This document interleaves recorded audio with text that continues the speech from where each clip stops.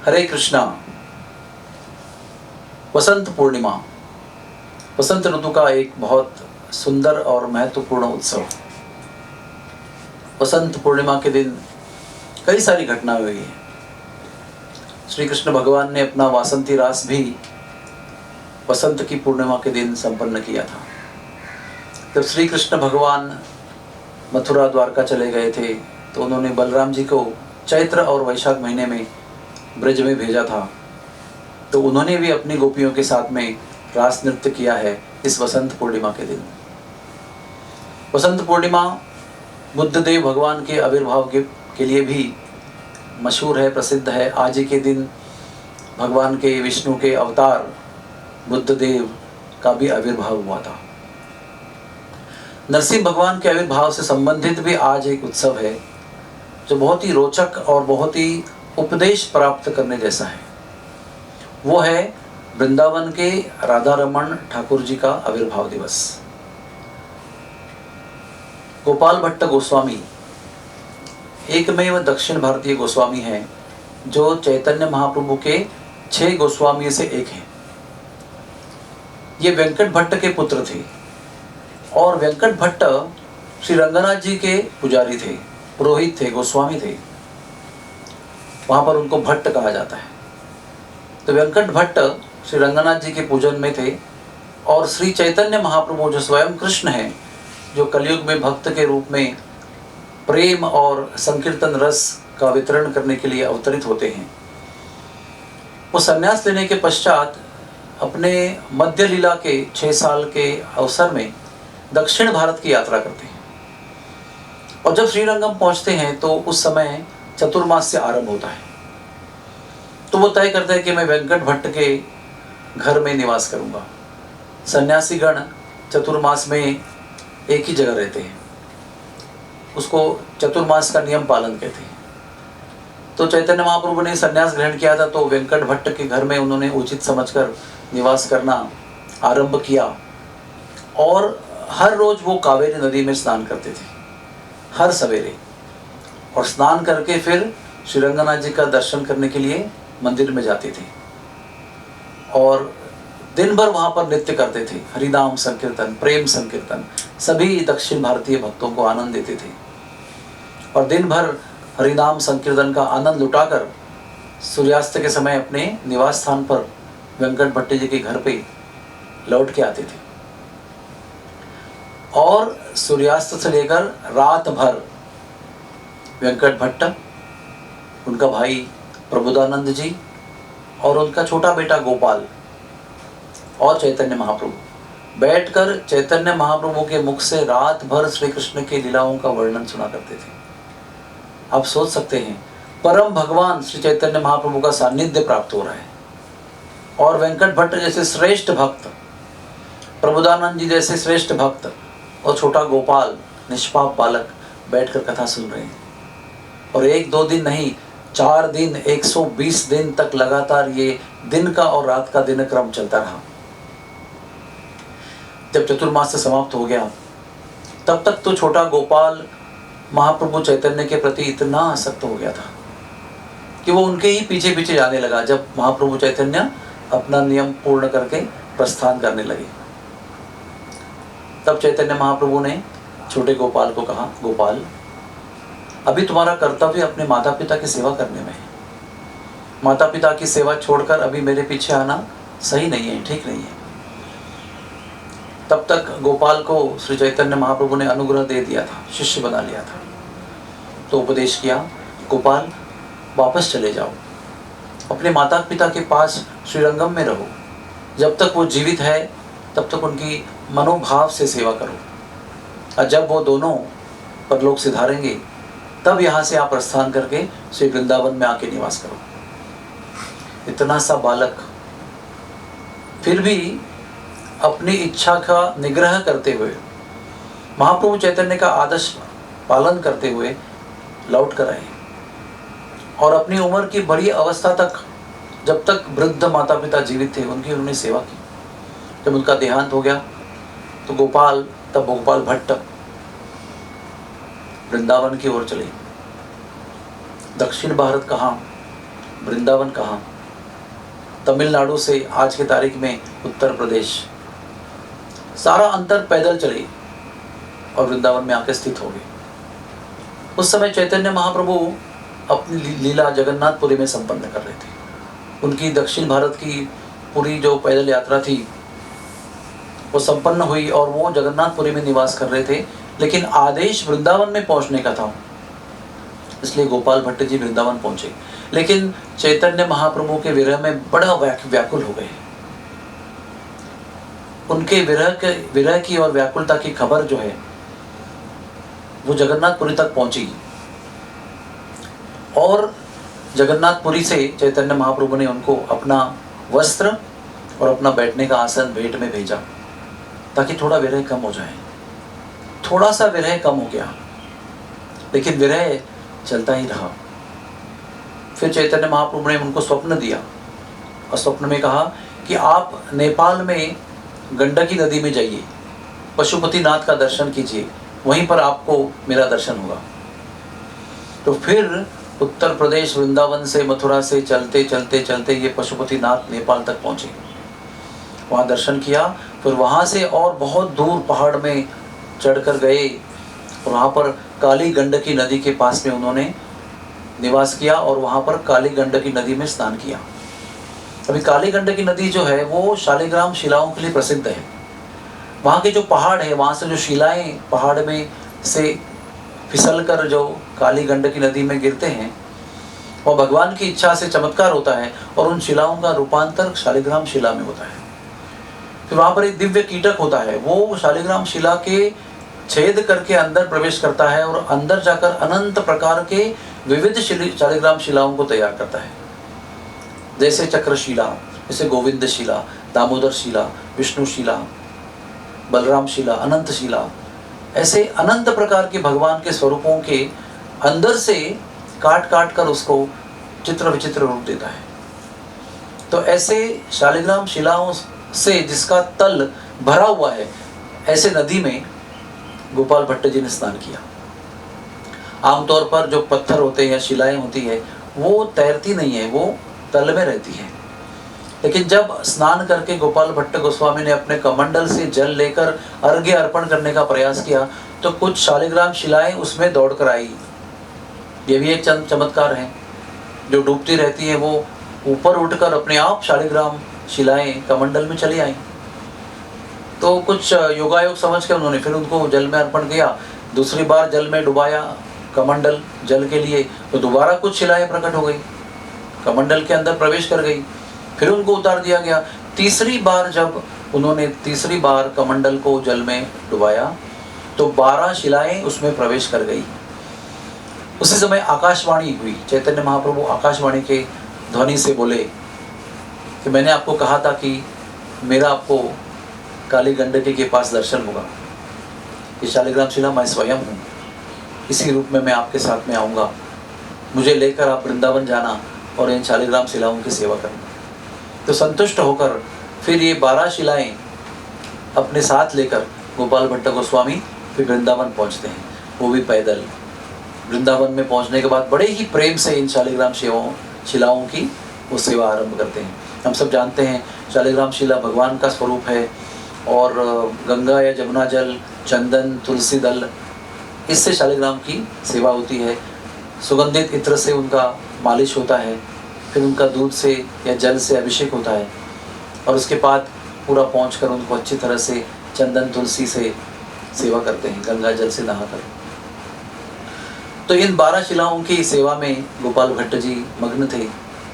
फिर भी भगवान चैतन्य महाप्रभु की याद तो उनको आती रहती थी। एक दिन ऐसा हुआ कि एक धनी व्यक्ति वृंदावन में आया। आमतौर पर धनी व्यक्ति वृंदावन में आते रहते थे और अपने भक्ति को प्रकट करने के लिए जो भी गोस्वामी, जो भी संत पुरोहित वहाँ पर रहते थे, उनके विग्रहों के लिए कुछ भोग वस्तु, कुछ अलंकार, कुछ वस्त्र, कुछ पोशाक लेके आया करते थे। ऐसे ये धनी व्यक्ति वृंदावन आया और वृंदावन में गौड़ीय संप्रदाय के उस समय 7 मंदिर प्रधान थे।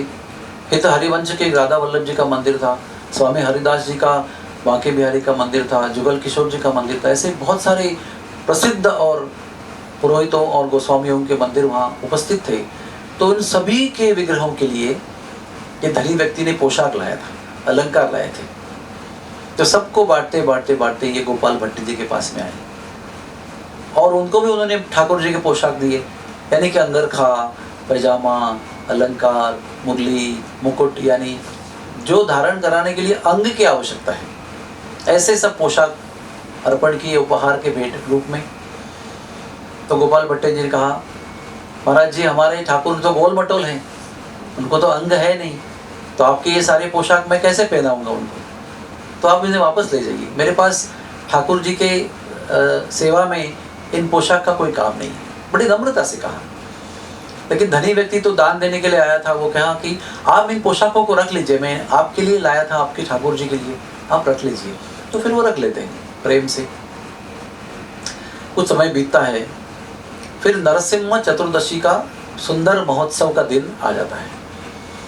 गौड़ीय संप्रदाय में ऐसी प्रथा है और आज भी वो प्रथा प्रचलित है कि जो भी उत्सव होता है, जैसे कृष्ण की जन्माष्टमी या बलराम जी का आविर्भाव या दीपावली या जो भी कुछ उत्सव होता है, उस दिन जो भगवान की लीला हुई है उसे श्रीमद् भागवत के ग्रंथ में से पढ़ते हैं, या और किसी अन्य ग्रंथ में उस दिन का महात्म्य अगर दिया है तो उस ग्रंथ को खोलकर आचार्य उसको पढ़ते हैं, भक्तगण सुनते हैं। ये उस दिन के महोत्सव का एक महत्वपूर्ण अंग है। तो गोपाल भट्ट गोस्वामी इन्होंने श्रीमद् भागवतम खोला और सारे भक्तगण इकट्ठा हुए और उन्होंने नरसिम्ह देव की लीला को पढ़ना आरंभ किया। 7वें स्कंद में आप जानते हैं श्रीमद् भागवत में नरसिंह भगवान प्रहलाद चरित्र का सुंदर वर्णन आता है। तो संध्या के समय अभिषेक आदि भोग आदि कार्यक्रम के उपरांत गोपाल भट्ट गोस्वामी ने भागवत से पूरी प्रहलाद चरित्र और नरसिम्ह लीला का पठन किया।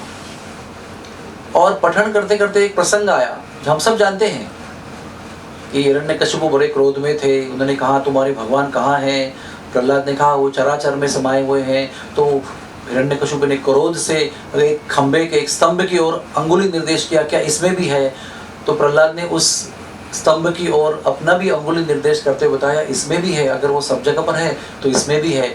और प्रहलाद के अंगुली निर्देश करने के तत्क्षण उसी समय खंबा तोड़कर स्तंभ को भंग करते हुए अद्भुत आकार में, अद्भुत रूप में श्री नरसिम्हा भगवान प्रकट हुए। तो पढ़ते पढ़ते चिंतन करते हुए उनके मन में ऐसा विचार आया, अगर प्रहलाद के एक अंगुली निर्देश से, अगर स्तंभ से भगवान अद्भुत रूप में तत्क्षण प्रकट हो सकते हैं तो मेरे शालिग्राम शिला में से भी क्यों नहीं हो सकते हैं? ऐसा विचार आया। थोड़ी देर रुका, फिर उन्होंने भागवत का नरसिम्ह लीला का पूरा पठन पूर्ण किया, ग्रंथ को बंद किया, भगवान को शयन किया और खुद भी विश्राम में चले गए। और हम जानते हैं जब शालिग्राम शिला को विश्राम कराते हैं तो उन पर एक वस्त्र को धारण कराते हैं। तो 12 शालिग्राम शिलाएं थी, सबके ऊपर तुलसी निकाल कर वस्त्र यानी रुमाल जैसे वस्त्र छोटे से धारण कराए, शयन कराया और खुद भी शयन किया।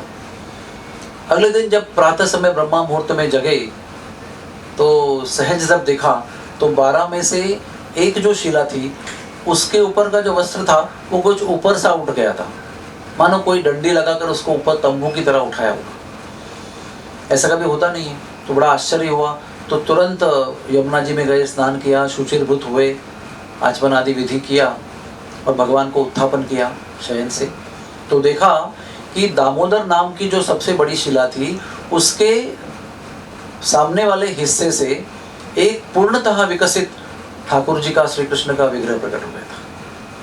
इतना आनंद हुआ गोपाल भट्ट गोस्वामी को। सुंदर सुंदर छोटे छोटे हाथ, सुंदर सुंदर उंगलियां, सुंदर सुंदर चरण कमल, और आकार कितना, अगर मैं अपने 4 उंगली और 4 उंगली रखूं और उसके ऊपर और 4 उंगली रखूं तो 12 अंगुली मात्र का जो आकार, इतना सा आकार, छोटा सा आकार, लेकिन इतने छोटे से आकार में भी उस विग्रह के जो अंग थे वो इतने मनमोहक थे, इतने आकर्षक थे और इतने सुंदर तरीके से, महीन तरीके से उसका विकास हुआ था।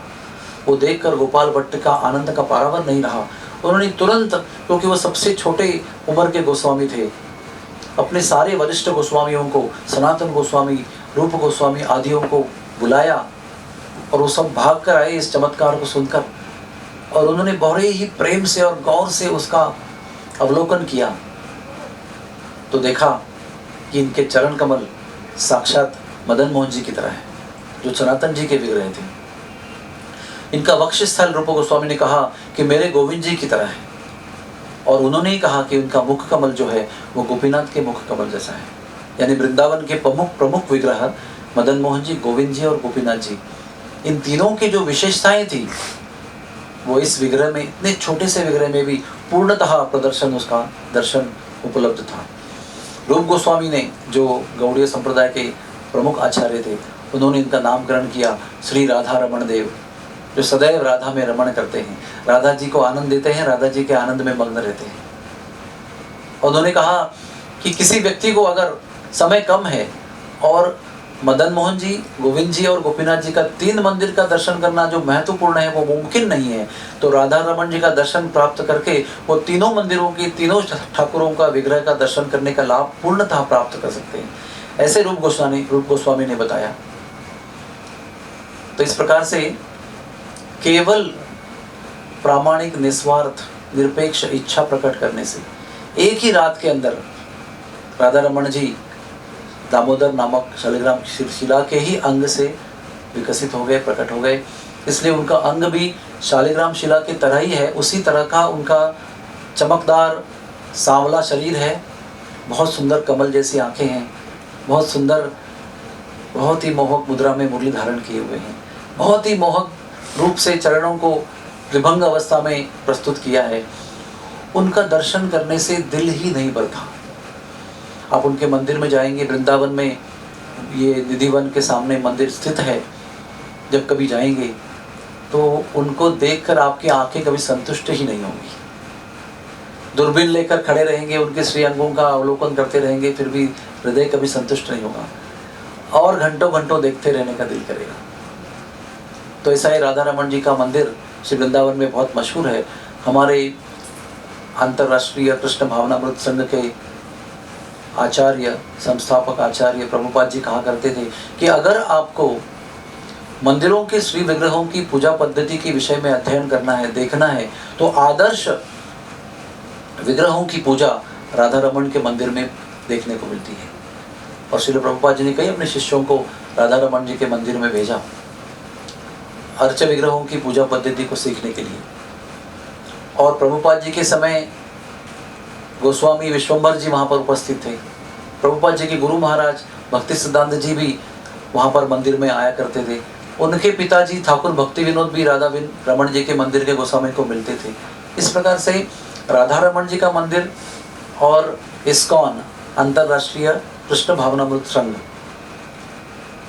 ये दोनों जो संप्रदायों का मिलन है, चैतन्य महाप्रभु दोनों के आचार्य हैं और दोनों की पूजा पद्धति, अर्चना पद्धति एक ही है। तो इधर सुंदर मिलाप प्रेम का हम देखते हैं कि गौड़ीय संप्रदाय और राधा रमण जी के पुरोहितों का, गोस्वामियों का बड़ा प्रेम संबंध था। राधा रमण जी आज भी ऐसे चमत्कार करते हैं जो प्रामाणिक मन से इच्छा प्रकट करते हैं। राधा रमण जी उनकी इच्छा पूर्ण करते हैं। राधा रमण जी का विग्रह है, हृदय को छू लेने वाला है, हृदय पर छाने वाला है, भाव विभोर करने वाला है। तो जब भी वृंदावन जाएंगे, पूछकर, याद करके राधा रमण जी के मंदिर जाना। राधा रमण जी का आविर्भाव दिवस वसंत पूर्णिमा है, वैशाख पूर्णिमा है। श्री राधा रमण भगवान की जय हो।